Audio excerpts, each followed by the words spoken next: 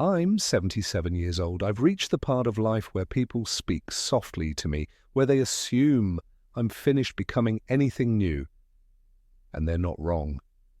What's left now is mostly remembering and noticing what never happened. I didn't sit down to tell this story because I'm proud of it. I'm telling it because there isn't much time left to pretend anymore. Most days are quiet now. Too quiet. The phone doesn't ring unless it's a reminder about medication or an appointment I didn't ask for. I wake up early even though there's nowhere I need to be. I sit with my coffee until it goes cold, and I think about all the years I spent rushing. I spent my whole life trying to be the right person for everyone else, a good son, a reliable employee, a dependable spouse, a parent who showed up even when I was exhausted. What I never learned how to be was myself. That sentence sounds dramatic when I hear it out loud, but it didn't feel dramatic while I was living it. It felt normal, responsible, necessary. People praised me for it. They still do sometimes. They say I was selfless, steady, strong. They don't see the cost. They don't see what's missing. When you're young, you think life is made of big decisions. You imagine crossroads, moments where everything changes at once. But that's not how it happened for me. My life was shaped by small yeses, small compromises, little moments where I told myself, this isn't important right now. I was in my early 20s when it started. I had ideas then, not grand ones, just quiet hopes. I liked writing. I liked working with my hands. I liked the feeling of time slowing down when I was absorbed in something that felt mine. But my father needed help. The family needed stability. A steady job mattered more than a risky dream, so I chose the sensible path everyone does at that age, or at least everyone around me did. I told myself I could always come back to the things I loved later. That later was a wide-open space, that it would wait. Later has a way of shrinking. I got married young. We needed money, security, a plan. I worked long hours. I said yes when my boss asked me to stay late. I said yes when co-workers asked me to cover shifts. I said yes when people needed favors, even when my body was already tired.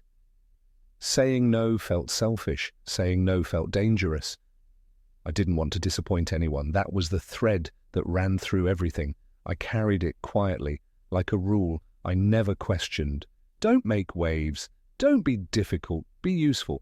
At first, it felt good. People relied on me. They trusted me. They came to me when things went wrong. I wore that like a badge of honor, but usefulness has a way of replacing intimacy. There are moments I remember now that didn't seem important at the time. A child's school event I missed because of a meeting that could have waited. A conversation with my wife that I postponed because I was too tired to talk. A weekend I promised myself I'd rest, only to fill it with obligations I didn't actually have to accept. Nothing exploded. Nothing broke loudly. Things just thinned. Relationships don't usually end with shouting. Most of the time they fade from neglect, from assuming there will be time later to explain, to listen, to show up fully. I remember sitting at the dinner table some nights, barely tasting the food, my mind already on tomorrow's responsibilities. My wife would talk about her day and I would nod, half listening, already planning how to fix things instead of just hearing her. I thought that was love. Providing, solving, enduring. I didn't realize that presence matters more than reliability. Years passed like that. Decades, really. The kids grew up. They learned not to interrupt when I was busy, which was most of the time. They learned to handle things on their own. I was proud of them for that, without noticing that they were practicing how to live without me. Work rewarded me. Promotions came. Respect followed. People trusted me because I never complained. I never asked for special treatment. I never said, this is too much. Inside, something small kept tightening. I didn't have words for it then. I told myself this was adulthood, that everyone felt this way. That satisfaction came later, after the work was done, after the kids were grown, after things settled. But things never really settle, they just change shape. The first time I noticed the cost clearly was after my mother died. I was already in my 40s. She'd been sick for a while and I visited when I could, which meant not often enough. At her funeral, people talked about her patience, her sacrifices, how she always put others first. I remember standing there thinking, that sounds familiar. It should have frightened me more than it did. Instead, I doubled down. If sacrifice was what made a good life, then I would do it better, quieter, without complaint. My wife grew distant in ways I didn't know how to name, not angry, just tired. Conversations became logistical. Who was picking up groceries? Who was paying which bill? We stopped talking about hopes because we were both exhausted. I noticed it, but I didn't stop. I told myself this phase would pass. That was my greatest mistake, assuming time would fix what attention was neglecting. The turning point didn't come with drama, no shouting, no sudden betrayal. It came with illness. She got sick, not suddenly, slowly. The kind of sickness that rearranges a household. Appointments, medications, worry that never fully sleeps. I was there physically. I did what needed to be done. I was competent, capable. But sitting in that hospital room one afternoon watching her sleep, I realized something that made my chest ache in a way I hadn't felt before. I didn't know her anymore. Not the way I should. I knew her routines, her needs, but not her inner life. I had spent so long being what everyone needed that I never stayed long enough to be known. She passed a year later. Grief is strange. It doesn't always feel loud.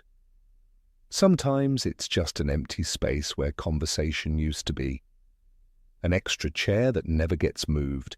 A question you think to ask and then remember there's no one left to answer. After that, the days stretched.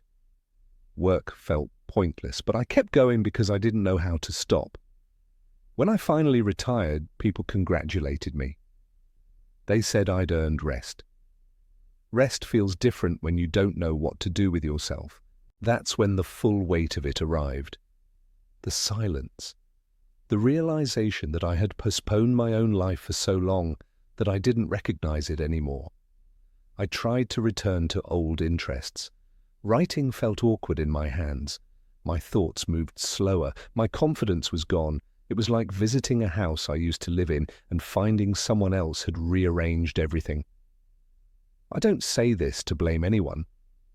No one forced me to live this way. The truth is harder than that. I chose it. Every day, quietly. I chose approval over honesty, duty over desire, safety over curiosity. And now at 77, I understand something I didn't then. You don't get a bill for these choices right away. You get it at the end, when there's no time left to renegotiate. There are people I never became close to because I was always busy. Conversations that stayed surface level because I didn't have the energy to go deeper. Dreams that weren't crushed, just slowly starved. What can't be fixed is time. You can apologize, you can explain, but you can't return to a moment and choose differently. I look at old photographs sometimes. I see a man who looks capable, respectable. I also see how tired his eyes were, how rarely he was fully present.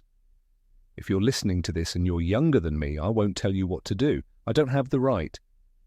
Everyone's life is complicated in ways outsiders can't see. I'll only tell you what I wish someone had said to me plainly, without slogans. Being needed is not the same as being alive. Being busy is not the same as being fulfilled. If you keep postponing yourself, the day will come when there's nothing left to postpone into. You don't need to abandon your responsibilities to live honestly. But you do need to notice when your life becomes only a service to others. when your own voice grows quiet from lack of use. I thought I was being generous. I didn't see that I was also disappearing. Now my days are simple. I walk when my knees allow it. I sit by the window in the afternoons. Sometimes I write a few lines, not because they're good, but because they're mine. There isn't much time left to change the shape of my life. I accept that. Acceptance doesn't mean it doesn't hurt. It just means I've stopped arguing with reality. If this story meant something to you, you don't need to do anything with it. Just notice where you are today. Notice who you're becoming by default. As for me, I'll finish my coffee. I'll watch the light move across the room, and I'll carry this truth quietly, the way I carried so many things. I lived a life that looked good from the outside. I just wish I had lived inside it a little more.